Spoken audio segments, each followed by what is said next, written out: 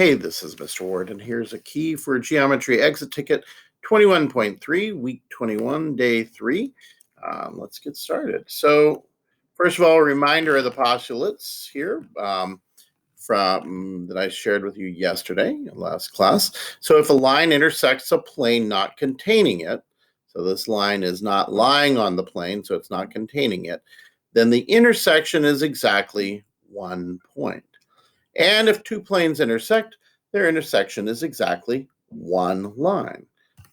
So here we have plane R. What is the intersection of plane R and plane S? And that is the symbol for intersection. Looks like a funny lowercase letter N. Think N for intersection. So you could answer this in a few ways, but it is this line that is could be called AB or AD or BD.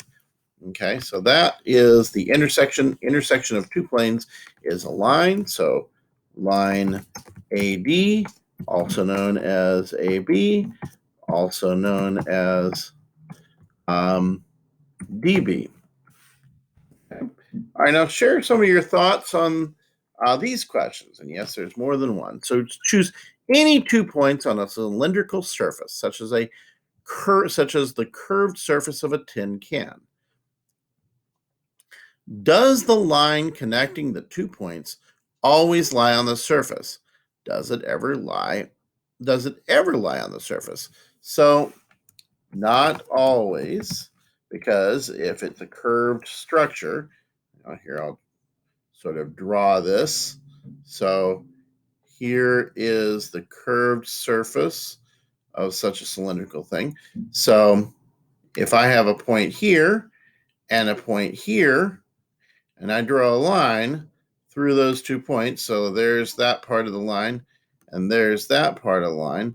The part between these 2 points is within the cylindrical surface. It's not on the surface itself. Okay, so not always, however, not never, because if I drew another point here, I could actually draw a line on the surface of the can. If I drew that better, it would work better. That is on the surface, as long as it is parallel with the altitude or with the orientation of the side of the cylinder. It's not necessarily a right cylinder. We haven't said that. But if it was a right cylinder, parallel to the altitude of the cylinder, and if it is a slanted cylinder, it would have to be parallel to the slant of the cylinder. But as long as it is going up and down from the two bases of the cylinder like this, I'm not sure if this is the best wording for this, but I think you get the idea. Along with or parallel with the cylinder, you can have it lie on the surface. But if it's like here and here, it's still going to have to go inside the cylinder before it bursts out like that and bursts out like that, like a sewing needle going through the can. So not always, but if it lies parallel with the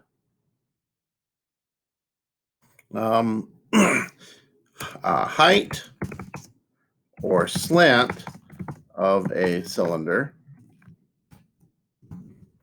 okay, height if a right cylinder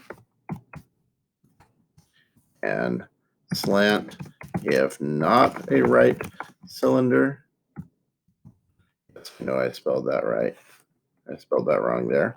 So I'll fix that. Okay, there we go. The line can lie on the surface instead of just on a point. So there's one other, well, it would have to be 1 point. So since it's 2 points, I was about to say that you could have one that's tangent to it where it just touches one place. However, that would not meet these conditions. Does this remind you at all of a locus question? Perhaps it should. Okay, now let's consider this situation. I'm going to propose a strategy for this proof. Now, you have everything you need already from triangles and circles. Just apply what you already know about triangles and the radii of a circle. So we have been given that circle O, which means O is the center of the circle, lies on plane P. We've also been told that VO is perpendicular to OS and to OT. And we need to prove that VSO is congruent to VTO. Now, in the do now, you did a proof that will get you here quite well. You're just gonna need to prove these two triangles are congruent, and then by Kappa Kataka, we can prove these. So after the givens, once again, it's pretty much the same thing with one detail. We can say that, let's start off by saying that that angle VOS and angle VOT are right angles. Okay, now we can say angle VOS is congruent to angle VOT because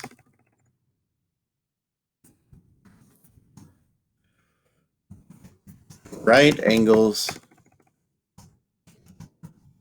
are congruent.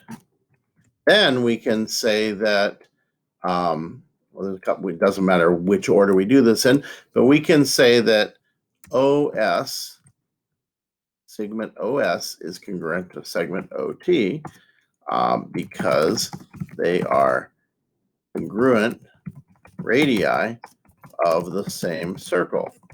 And all radii of a circle are congruent, theorem 18. And then that's according to numbering in this book. And then we can finally say that VO is congruent to itself by reflexive. So let me label the information we have so far. We know that VO is congruent to itself. We know that SO and TO are congruent to each other by being radii. And we know that this angle is right and this angle is right. So now we have enough to prove the two triangles are congruent. So we can say triangle VOS is congruent to triangle VOT by side angle side. And then we have enough information to prove that angle VSO is congruent to angle VTO by corresponding parts of congruent triangles are congruent. All right. I hope that has been helpful for you, and I will go ahead and